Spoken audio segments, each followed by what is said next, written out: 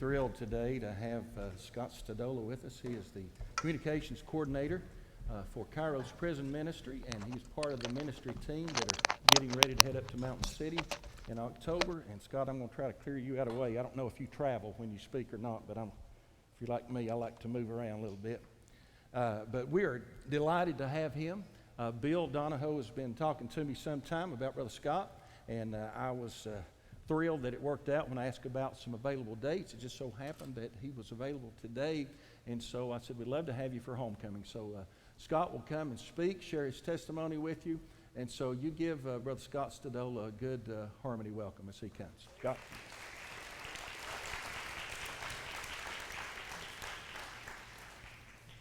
Thank you, brother. God bless you. Good to have you. God bless you. Use Thank all you. time. You know, thank you, brother. Blessings to you. Good to see you. Good morning.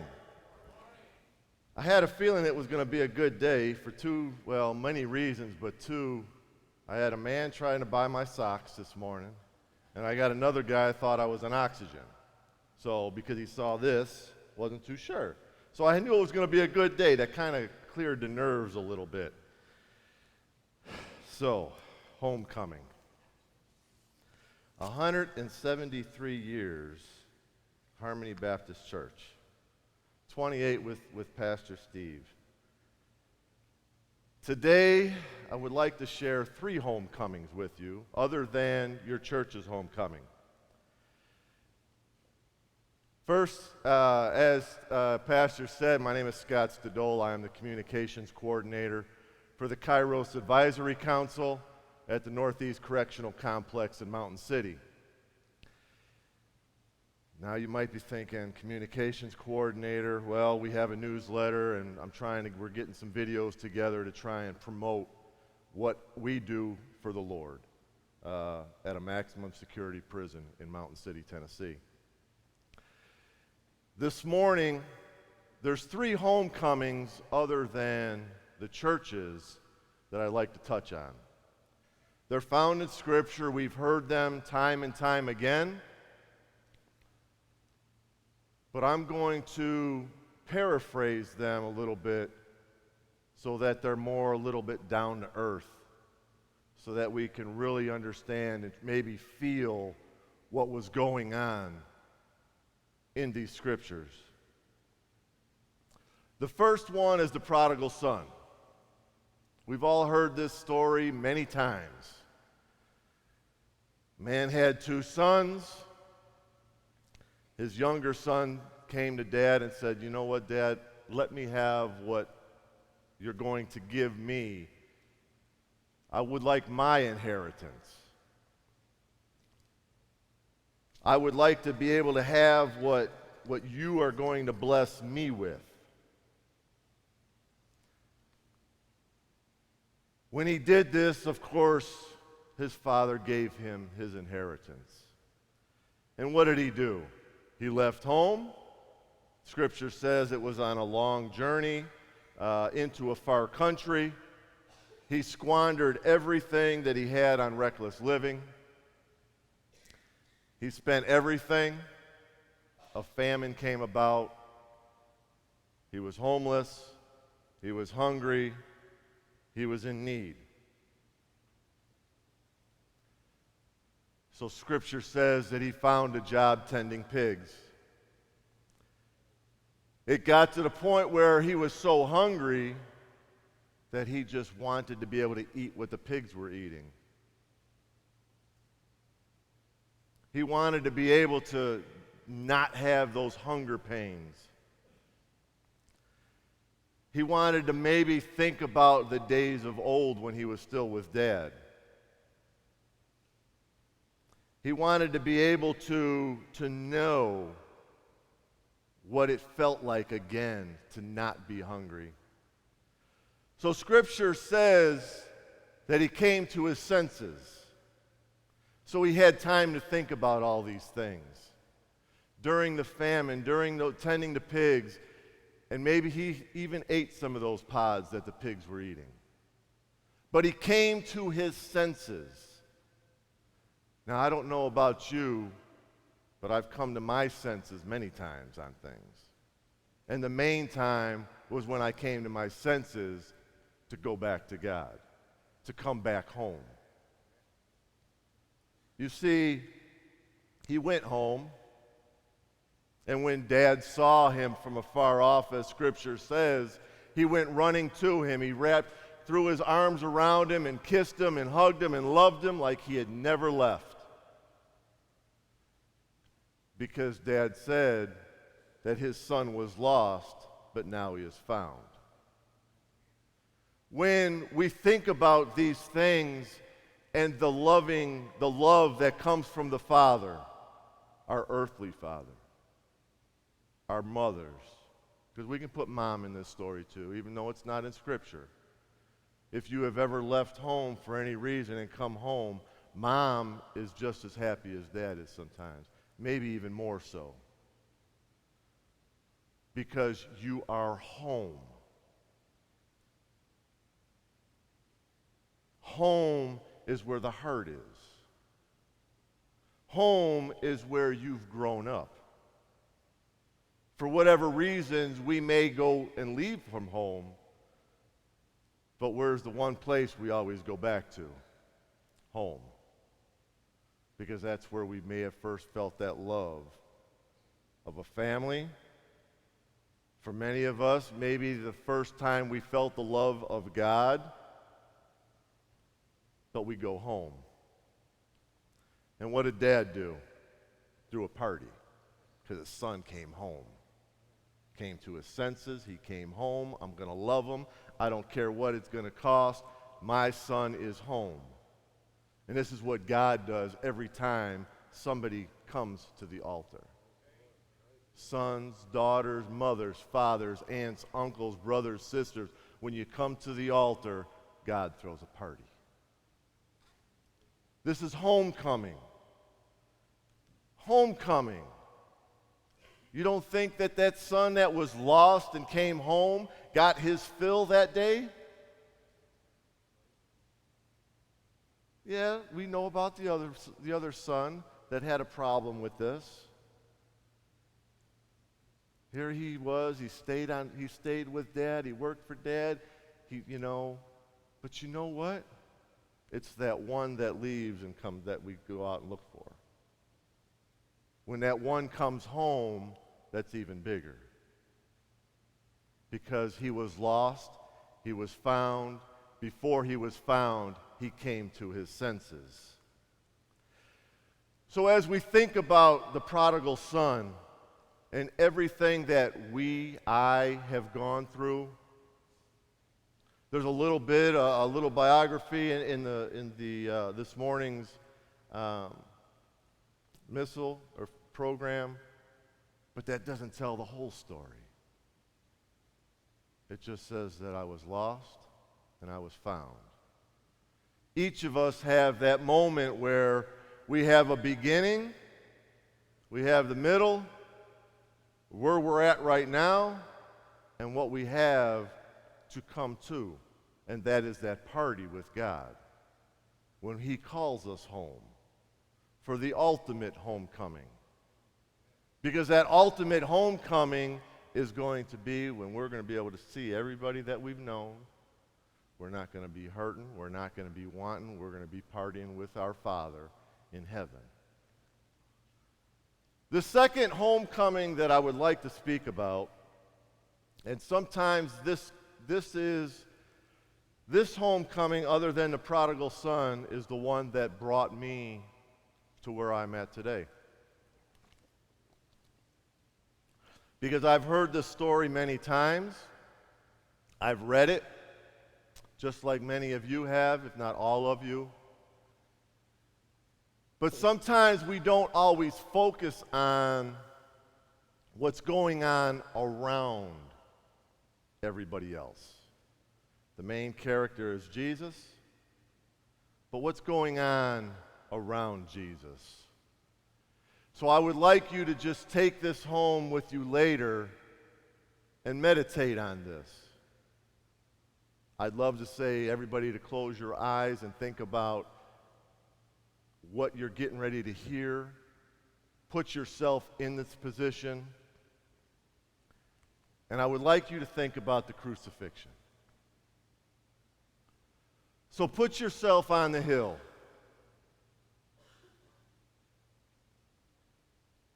What are you hearing while you're standing there? Because we know the story. What are you hearing in the background? What are you smelling? What have you been doing up to this point in your day? We know how we got to this point. We know what is happening. We've seen it.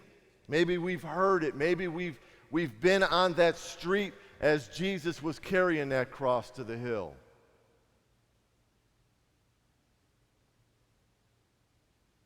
We know Jesus was there.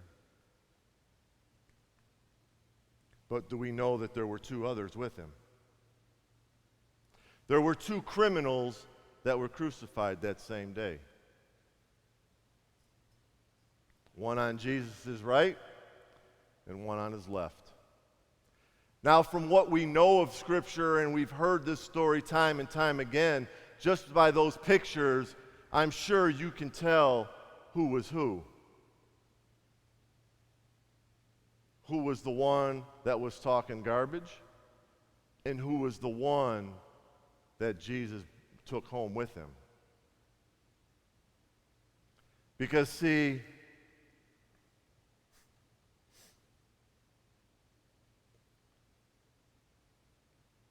when we look at these things in a way that we know it is truly a homecoming.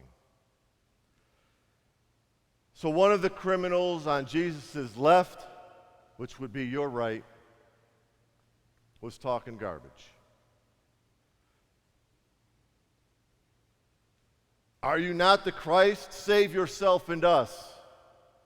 And there were probably many other things that he was yelling. If you really are the Son of God, you can get us all down. Do what you say you're going to do. Get us all down.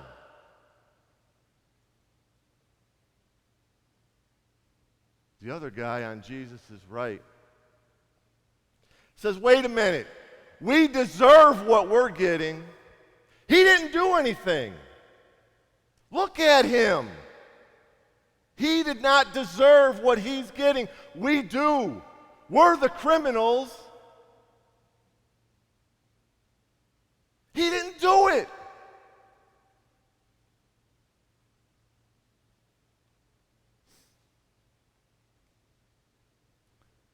Scripture says that the man on Jesus' right says, don't you fear God, since you are under the same sentence of condemnation?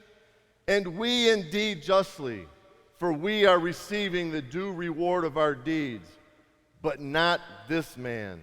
He has done nothing wrong.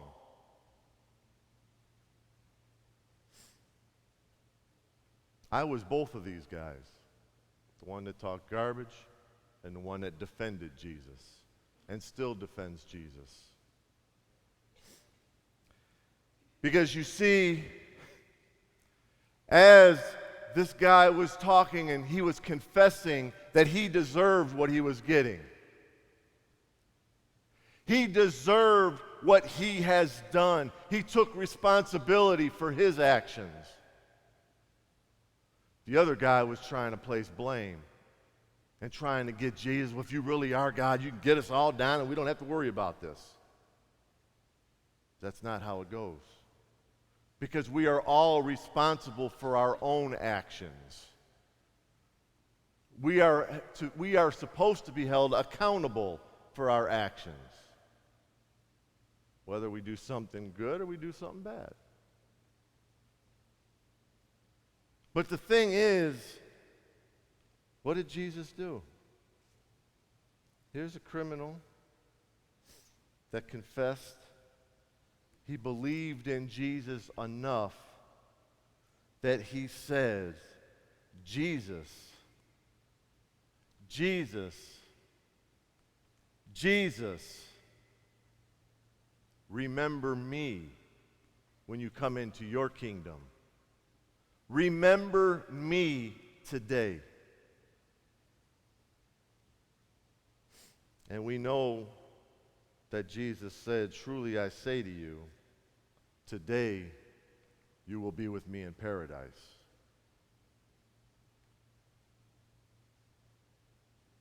Think about that.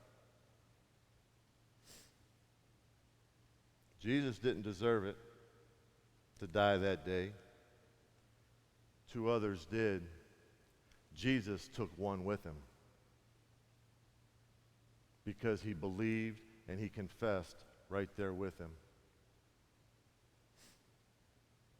Now maybe, as tradition calls him, Dismas, the good thief, maybe Dismas heard Jesus talking while they were in a prison cell. Maybe Dismas saw Jesus on the streets. We don't know what led up to that day. The only thing we do know is that this man believed in who Jesus was. And he confessed. And Jesus said, today you will be with me in paradise. Now we don't know, we can probably guess what happened to this guy. Because we know what he was doing and saying, but it was because of what Jesus did. His love, his mercy, and his grace, that we can be doing what we're doing today. Because we have believed, we have confessed, and we have come to the cross.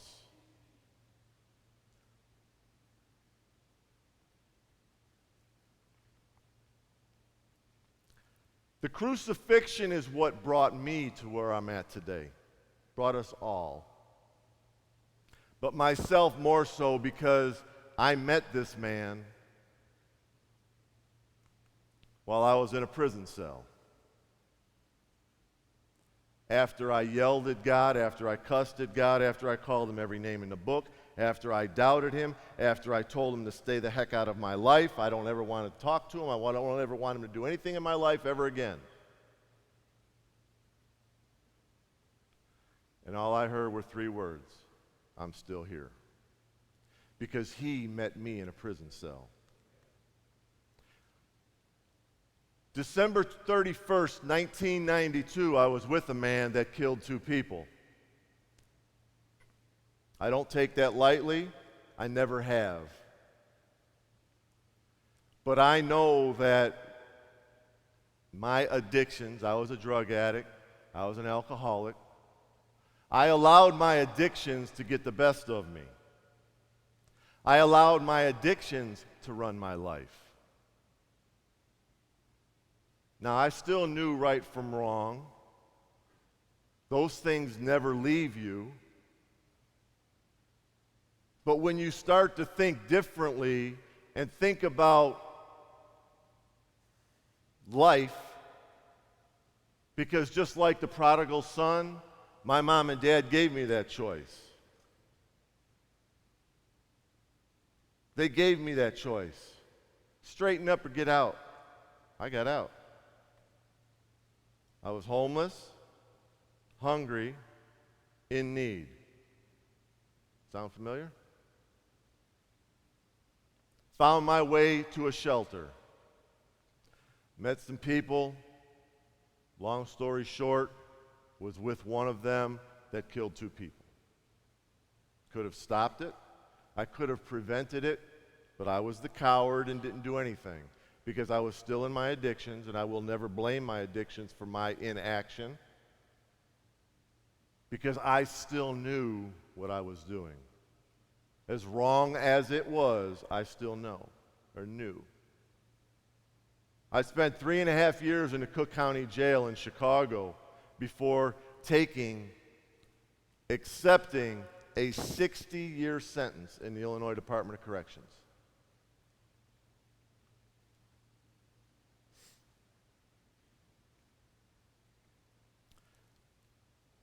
That's the guy that met Jesus in a prison cell.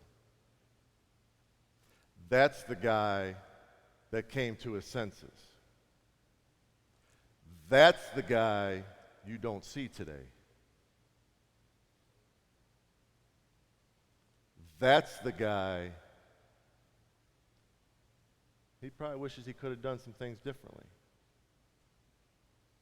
How many of us have ever said, if I can go back and change one thing, I would do it? How many said that? Think about that one thing that you would like to change, because I would love to be able to go back and change December 31st, 1992. To change that one thing, everything changes after that, the good and the bad. Unfortunately, 2 people died for me to be the man that I am today. Sometimes that's very hard to hear. Sometimes that's still hard to say. I'm not saying that God allowed that to happen for me to be who I am today. He took something terrible and horrible and made something good for His glory. Because it's His glory and my reward. I don't do this. Look, I love sharing my life. Because if one person hears something and changes just something right now today that can affect the rest of their lives, it's His glory. I'm just a vessel that has been broken and put back together piece by piece. And if you look closely at this broken vessel, you'll still see that there's pieces missing. I fail every day at one thing or another, but yet I know my God. I can go to Him and say, Lord, this is what I didn't do today. This is how I failed you today. Help me to not make that same mistake. Help me to have the same words of encouragement and allow me to apologize if I need to apologize to somebody. Kind of sounds like some of the 12 steps that we hear about. That 4th step is making that list and making amends. But you know what? I'm not afraid to make amends anymore. Because today, this man doesn't exist. You don't see this man. None of you saw this guy when he walked in that door today. You saw Scott Stodola. Unless you had time to read the program this morning, you didn't know anything about Scott Stodola until now. Because, see, when I was weak, he was strong. He is the one that restored me. And he is the one that has restored many men and women who have been in prison, that have been in jail, that have been in an active addiction, that are living in recovery. Because today I stand before you as a gratefully delivered alcoholic and drug addict with over 20 and a half years of sobriety. Because he did that. I didn't do it, because if I did it, I'd still be sitting in Stateville Penitentiary in Joliet, Illinois, behind a 30-foot wall, making and drinking the whiskey that I was making. Because that's how my habit had me. That's how I had to do my time at first. But when I met that man and he was holding me up through some things, this is life.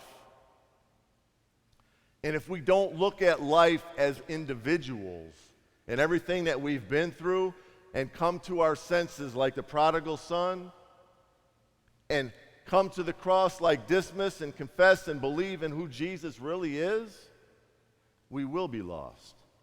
We will allow addictions. We will allow everything and anything that is not of God to control us.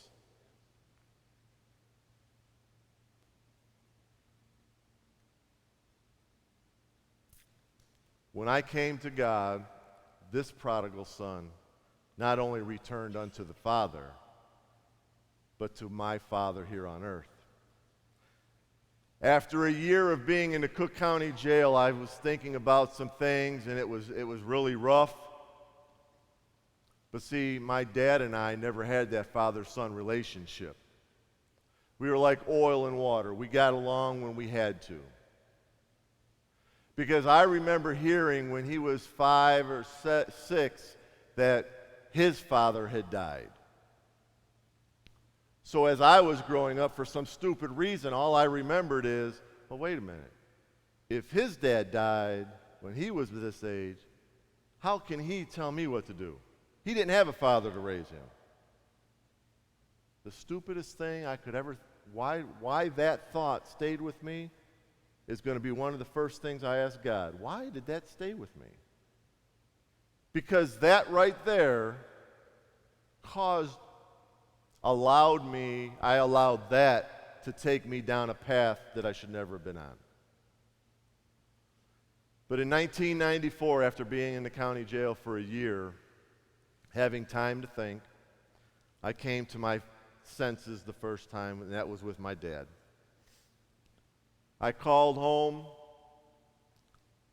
My mom answered the phone, and I said, "Hey, is Dad home?" She says, "Yeah." So she hands him the phone and says, "Dad, I'm sorry. I'm sorry because for all these years I've been holding something against you." And I told him what I was holding against him, that his dad died and he didn't have a dad to raise him, and how can he tell me what to do when he didn't have that? I said, "Dad, I'm sorry, this was not you, this was all me." He dropped the phone, walked out of the room. My mom picks up the phone, and her exact words, except for one, were, "What the heck did you just tell your dad?" So I tell her the whole story. Now she's crying. Now, mind you, I'm in a day room with 70 other guys. There's only 2 phones. The TV is right above me. I'm on this phone crying. It's not really a sign of strength, crying like that in front of a bunch of guys while you're sitting in jail. But I didn't hear a thing behind me. I didn't care what was going on behind me, and I didn't care what anybody thought I was dealing with. Because at that point, before God, before I had my little tantrum in that jail cell, He was still there with me. He was protecting me through that phone call. He's what allowed me to make that phone call. Didn't even realize it at that time. So when my dad came back on the phone, he said, "Scott, thank you. I love you." That was in 1994. For 14 years, my dad and I had the best relationship that we have ever had, and I was in the penitentiary at that time. Through phone calls, through visits, that was the best relationship that we had ever had. My dad died in 2008. It was a very hard thing to deal with. I was in Pinckneyville, Illinois. But I knew. I was at work and the phone rang, and I told my supervisor, I said, "That phone call's for me." He kind of looked at me crazy. Sure enough, that was the counselor telling me I had to go back to the cell house. That's when I learned my dad had died. But because I knew that phone call was for me, no matter how hard that was, there was a peace about it. Because I knew who my dad was going to meet. Didn't matter that our relationship was mended. He also was able to mend that relationship with the Father. So there was a peace, there was a whole bunch of pain at the same time. It's hard, unless you've ever had that peace and pain at the same time, you don't know what I'm trying to say. But you know what? When I was weak, He was strong.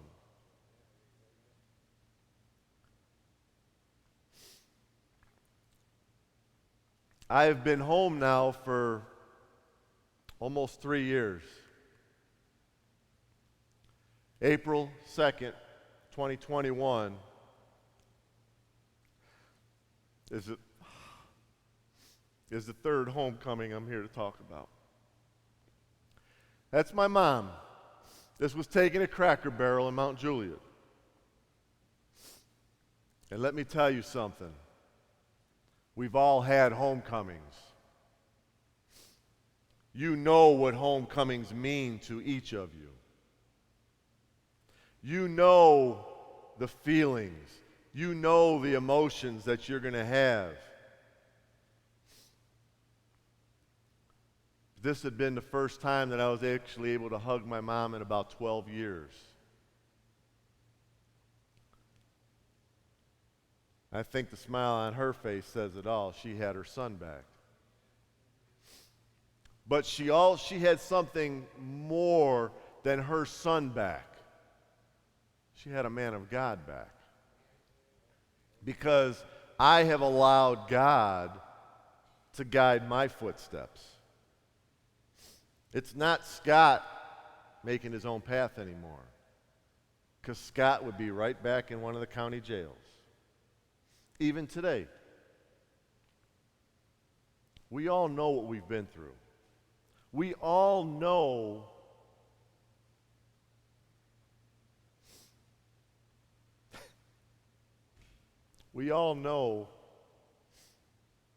the joy of a mother, father. If you don't, let me give you some of that joy.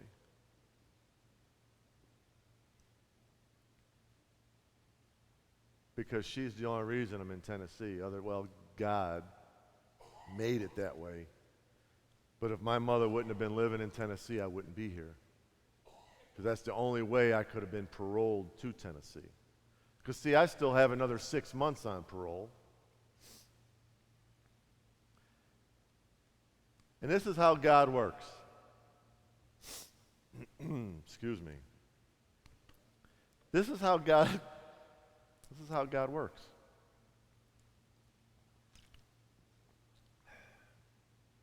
That guy up there, the one that stands in front of you today, is because of God's love, His mercy, and His grace. Today I am a CPRS, excuse me, a certified peer recovery specialist. I work with the Sullivan County Anti-Drug Coalition with 2 different programs. I go into the Sullivan County Jail 3 times a week, and I also work with the pretrial intervention program, and I'm in court twice a week at least. I get men and women out of the jail either after they've been sentenced into a recovery program, a treatment program, into sober living, or as the pretrial program, I can actually stand in front of the judge, present a plan to him, and that judge can let that individual, man or woman, out of jail before sentencing. If they successfully complete the program and the plan that we have set forth, they're in sober living, they get a job, the judge does not have to send them back to jail.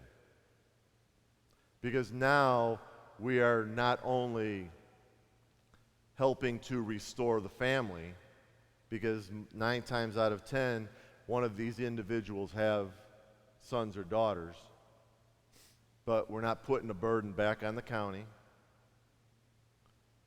We don't always have success stories, because we can see in the papers and the news not as much as it was about 3 months ago with the overdoses, but that happens. That's just as real as addiction. That's just as real as the penitentiary. That's just as real as my life has been. But when it comes down to it, judges understand also, just like I was there, we need a chance. I can't always talk about God's love, mercy, and grace, But the question always comes up, Scott, how did you get to this point in your life? Well, let me tell you about God's love, mercy, and grace. There's times when I can actually steer somebody towards a good church. I can bring them to prayer. A lot of times when I get the men and women out of jail and I'm taking them to the treatment program and I've got them in that passenger seat for a half hour, 45 minutes, we talk about life. And that is some of the most soul-searching conversations that I can have with a person that I may not have known for more than a month. But in that time, they not only feel God's love, but they see His love, mercy, and grace at work. Because many times they will tell me, Scott, I don't deserve what you've been doing for me. I'm like, well, if you don't deserve it, I definitely didn't deserve it. But you do deserve it. Because now you're taking you're taking a chance in life. You're taking a risk at change. Because addicts always go back to what they know. The fear of the unknown is huge. But I know God's love is much bigger. And that's what I share with them. God has also opened the doors for me to go into the penitentiaries here in Tennessee. I am a state-certified volunteer on parole that can go into any facility in the state. I go to the DRC in Johnson City once a week, again, to share God's love, mercy, and grace. It's not me. I'm just the bucket of bones and flesh that's allowing God to do what He wants. All I said was, here I am, send me. Because 30 years ago, these programs that I'm involved with today did not exist in Chicago. These programs today are a life changer for many men and women. Many men and women have walked the way I have. Some of them worse. But yet again, God's grace is what's carrying them to that next level. When they get a job, they always thank God. When they make it another day, they thank God. The serenity prayer is huge for somebody that is in a recovery community. When I've held classes at the DRC and broke down that serenity prayer, you see the light bulbs flicker. Because now they're starting to see actually what God's grace is.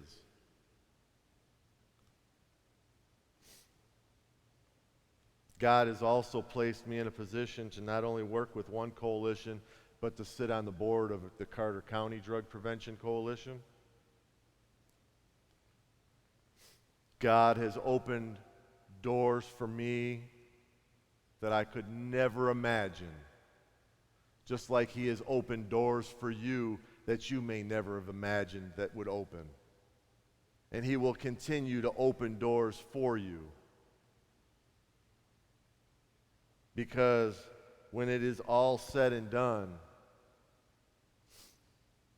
and the sun rises on another day, when we can sit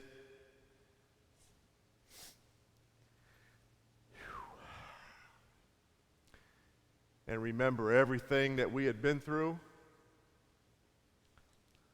when we can sit and come to our senses on different things, some of the things that we still may have to change.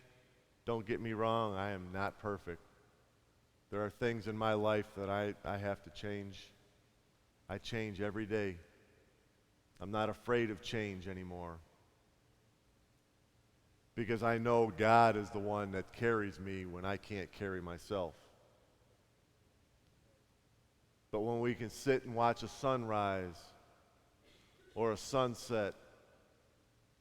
And this is a sunrise over eastern Tennessee. Just like, I don't know if you remember that first picture I showed you, but when the sun was just barely over the horizon,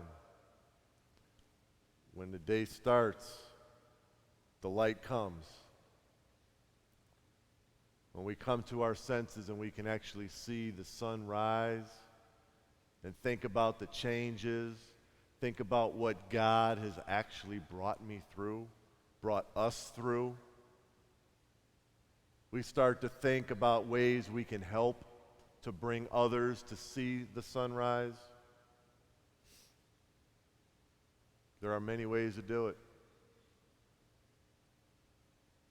When I've told God to, here I am, send me, I never imagined doors would open, especially for me to go back into the penitentiary.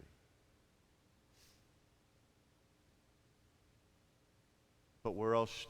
I should be there. I've been there. I lived that life for 28 years.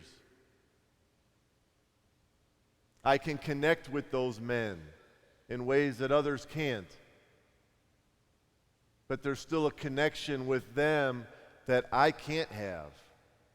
I might have that physical connection of the incarceration and know exactly what they're feeling, what they're going through when they lose a parent or a child. But when it's all said and done, God meets them right where they are at.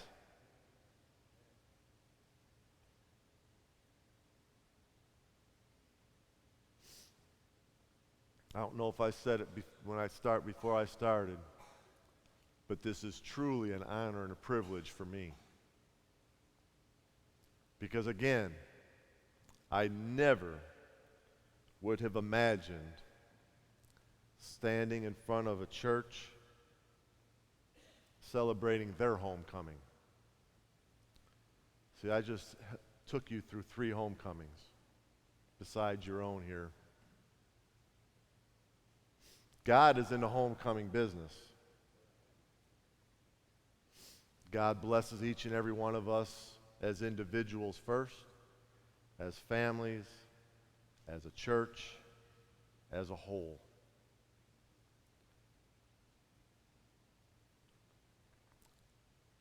In man's eyes, I have no business doing what I'm doing.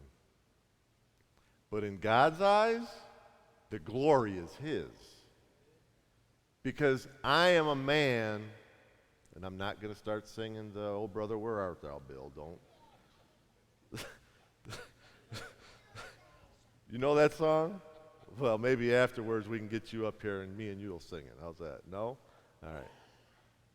Well, I am a man of God that has been through a few things. But I know that God did not bring me this far just to bring me this far. Because, see, everybody needs a little help now and then. Before I came home, and this is how prayer, how many of you pray? It almost sounds like a dumb question, but I wanted to see who wasn't going to raise their hand. About 5 years before I came home, and this is kind of a 5 years before I came home, I threw up a Hail Mary prayer. I said, God, you know I'm getting ready to come home. I'd love to get married, maybe have kids, but you know what? Whatever you have in mind for me, I'm good with it. Whatever you want me to do, I'm going to do. Whoever you put in my life, thank you. Fast forward a year before I come home, out of the blue, having probably a good day, but out of the blue, the thought hits me. I wonder what Pam is doing. Now, Pam and I dated in high school. We dated our junior year in high school, so 1986. She was the one that got away. And we went our separate ways. Last time I saw Pam was 1991. Out of the blue, go and see what Pam's doing. We lose contact. I came home in April of 2021. First thing I do after I finally figured out how to work a phone, get on Facebook trying to find Pam, didn't find her.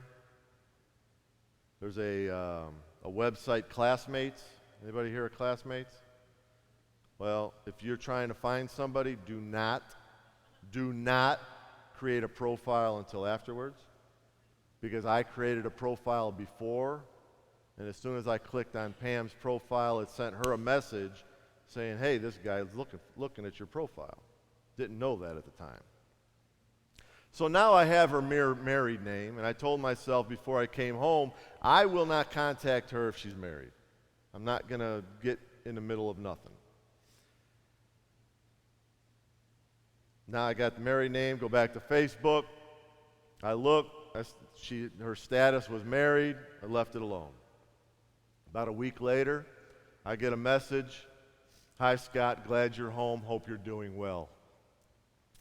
That was April 15th of 2021. Pam and I have started talking on the phone. We started FaceTiming every day, 2 or 3 hours every night. We started asking each other how our days have gone. What are we dealing with? But this is where, before that first conversation, after I got that message, I went back to Facebook. See, Pam had been married. She was married to a great man who was a police officer and unfortunately was killed in the line of duty. Here I am, an ex-con. She was married. It's okay to laugh. We've laughed at this too. If you can see the differences here. Tom was a great man to Pam. They have two grown young men and women, Jimmy and Jesse. But when I started to see all these things that Pam had gone through, I was like, okay, maybe we can help each other. Maybe there's things she's still trying to figure out. I know I'm still trying to figure life out. And 2.5 years later, she still lives in Indiana. Everybody at my church has already told me I am not moving to Indiana. They will load up the church bus and come and get me and threaten Pam. But this is God. Because see, what is the chances that we have both been through all of these things and we picked up the conversation that we left in 1991? Because we were always able to talk to each other about everything and anything. So I guess in a way, that could be a homecoming in itself. Because see, we both told each other we would marry each other yesterday, but we're doing everything on God's time. I go up to Indiana 4 or 5 times a year. She comes down to Tennessee 4 or 5 times a year. God's making it work. Allow God to guide your steps.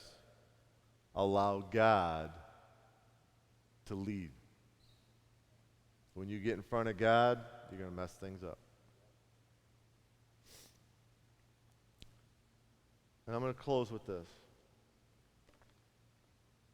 There are many men and women that are on a journey in the penitentiaries. There are many men and women that have yelled at God, doubted God, cussed God, but he always says, I'm still here, even in a prison cell.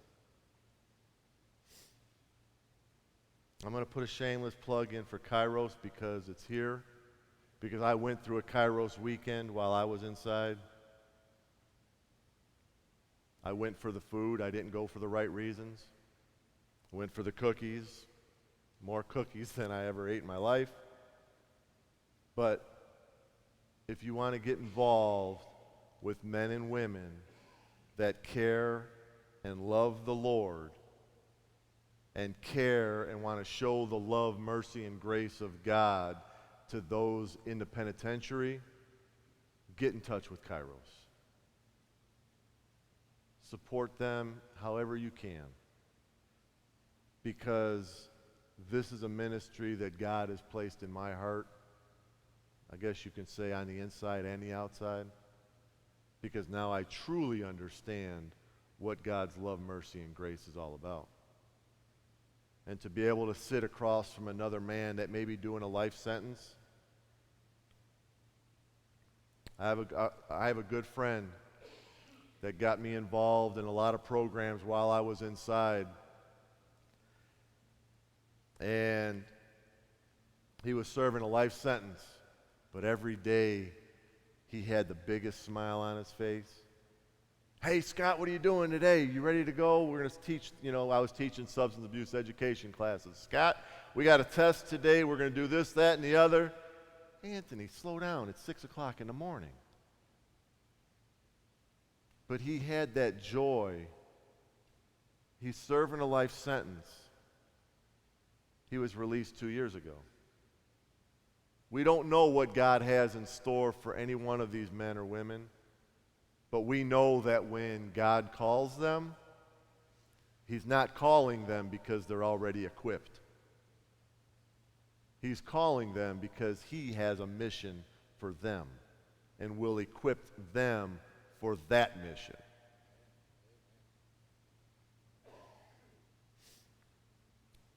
I thank you for having me, Pastor. This is truly an honor for me. This is one of those things where, don't get me wrong, that thought of why am I the one giving a homecoming message? But God.